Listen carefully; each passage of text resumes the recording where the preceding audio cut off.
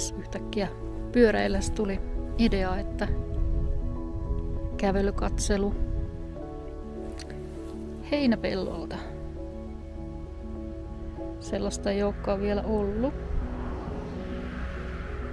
En tiedä kyllä yhtään, mitä viestiä voisi tulla.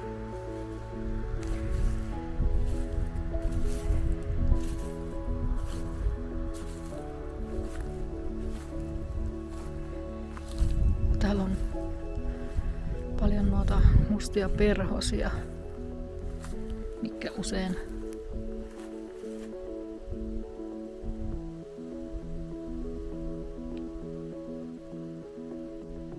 ei ne on mustia itse asiassa, niissä on sisäsiivissä jotain oranssia.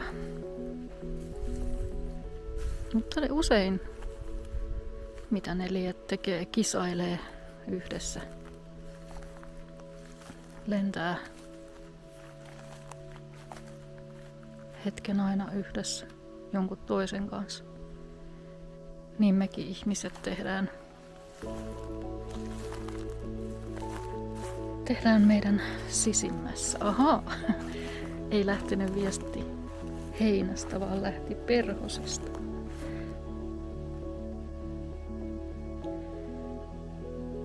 No kuitenkin niin.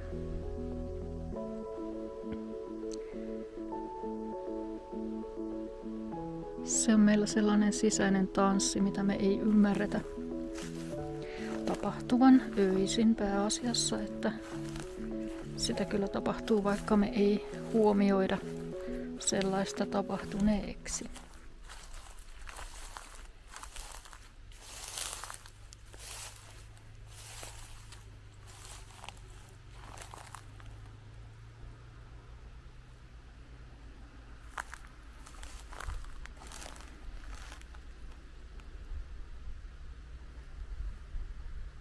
En mä nyt saa niitä perhosia kiinni. Mutta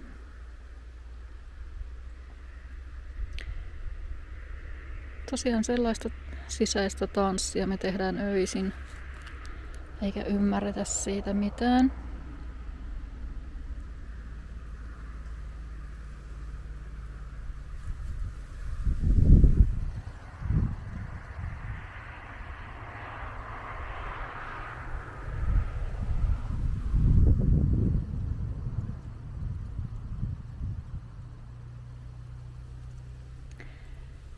Niin.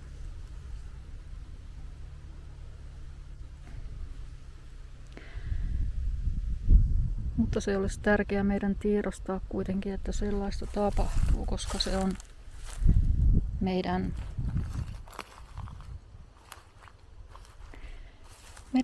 prosessia se. Sellaista normaalia ihmisprosessia, jonka meidän alitajunta kyllä ymmärtää, mutta me ei itse.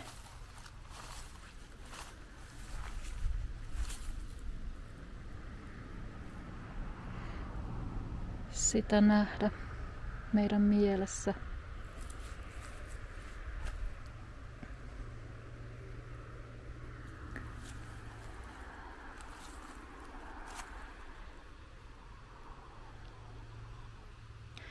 Ja miksi se tulisi nähdä tosiaan, niin se olisi tärkeää prosessoida tässä vaiheessa ennen kuin alkaa tutustua siihen, että mitä se oikeastaan käsittelee. Se on tuttu monille sitä kautta, että se prosessi on kaunis laulu meidän sisällä, jota öisin kuunnellaan. Mutta me ei ymmärretä siitä mitään. Muotopuvun vaihtumiseen se kuuluu myös, joten kaikki sellainen prosessi liittyy siihen asiaan.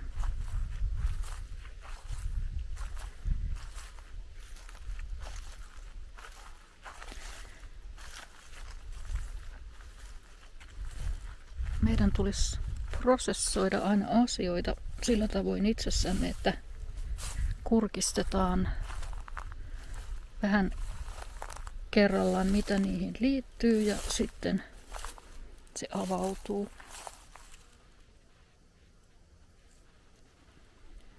Kun vaan osataan katsella sinne suuntaan.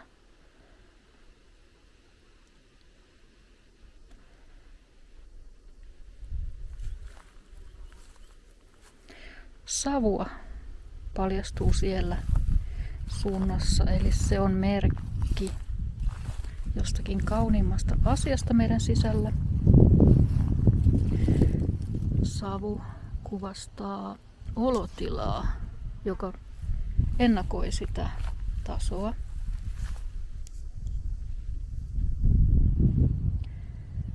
Eli meidän olotila kuvastaa sitä vyöhykettä, kun me lähestytään sitä vyöhykettä, saavutetaan siitä jotain, niin se olotila kuvastaa sitä asiaa. Me ei nousta minnekään vyöhykkeelle tasolle itsellään, vaan meidän täytyy tehdä työtä, että lähdetään etenemään sinne suuntaan.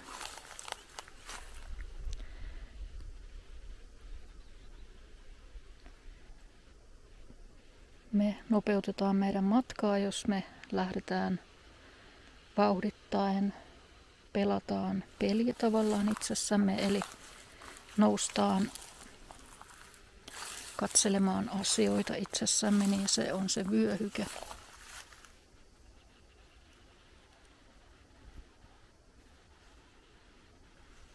Ja nouseminen tarkoittaa sitä, että me lähestytään sitä vyöhykettä kummaltakin tasolta, unitasolta ja reaalimaailman tasolta. Eli kuvastaminen tarkoittaa, että se vyöhyke lähestyy meitä sisäisemmin, emmekä poista sitä itsestämme automaattisesti, vaan katselemme sen suuntaan.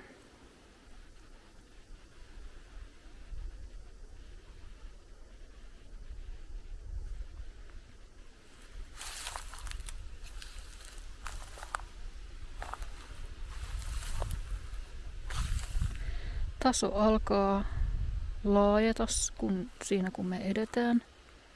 Mikään ei ala itsellään tosiaan, että täytyy nähdä vaivaa ja potkaista itsensä vauhtiin.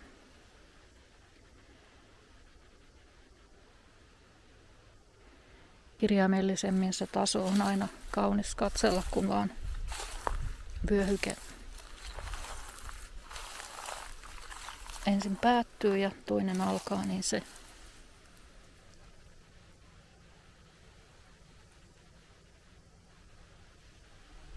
on aina paljon kauniimpi sitten se seuraava taso. Edeltävä taso ohitetaan sen vuoksi nopeasti, ettei se jäisi meidän mieleen kummittelemaan, joten saavutetaan monta tasoa kerralla yhdessä rytinässä toisinaan, joten se on kova piikki ollut kaikille katsella itsessään sellaista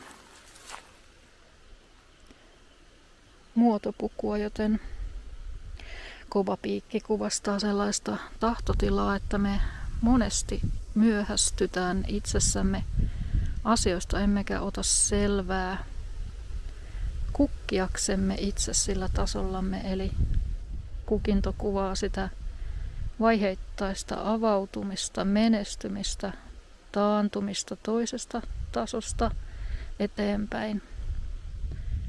Mieluiten lähtisimme eteenpäin kuin taaksepäin, joten keräännymme sillä tavoin sitten luonnollisessa prosessissa eteenpäin. Me nopeutetaan asioita siksi ylhäisyydessämme, että se on kuollut taso, tämä olevaisuuden taso jo tänä kesänä.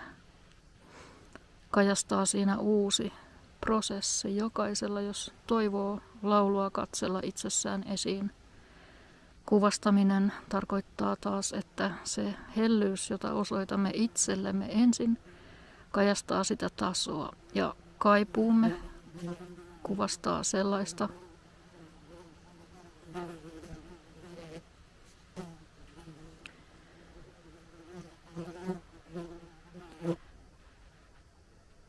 Sellaista prosessia, jonka me hyväksymme itsessämme olevaiseksi, emmekä vastusta sitä.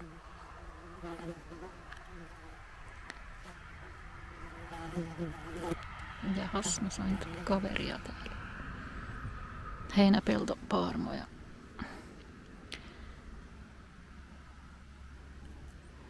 Eli meidän tulisi hyväksyä kaikki prosessi eikä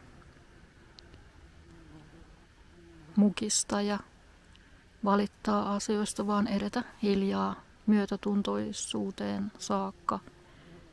Eli katselemme sitä kyllä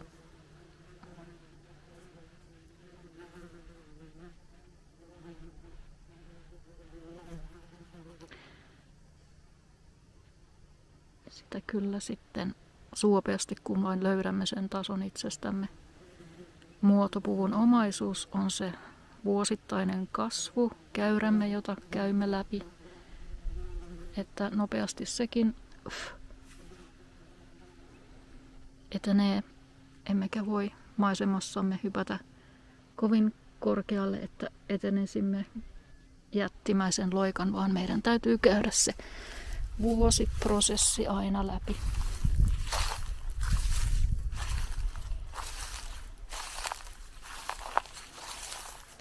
Tässä viesti. Kiitos. Saataisiko me yhtään näitä perhosia? Ei. Pysähdy.